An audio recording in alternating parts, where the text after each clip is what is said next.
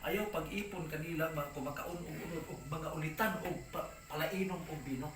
Kay bisan kung sa kalain sa imong kaunon basta kat mahubog na ka, wa na may.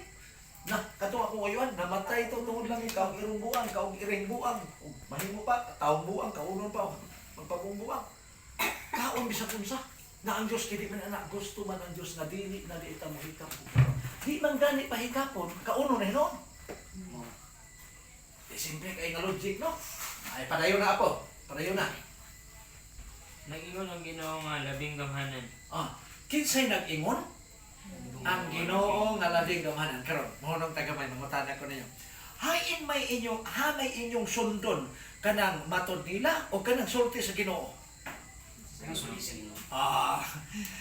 Ikaduhang pangutana, kinsa may makaluwas kanang mga tao nga nagsulti matod nila o kining Ginoo? Kining Ginoo. Dakan ang tumutang sunod nila. Ang mga apostoles pareha na nga prinsipyo. Buhat 5:29. Ang mga apostoles, unahon namo pagsunod ang Dios inay sa mga tao. Nga man, ang tao di man nakaluwas. Matubino man na. Okay, 5:29 mga buhat ako. Mateo, Marcos, Lucas 1 buhat na. 5:29. Kini mao ni prinsipyos mga apostoles mads. Mao ni ilang gisulti. 5:29. Si Pedro ang ubang mga apostoles mitubag. Kinahanglan sundon namo ang Dios ug dili ang mga tawo. Tanaw ha? Si Pedro leader sa mga apostoles.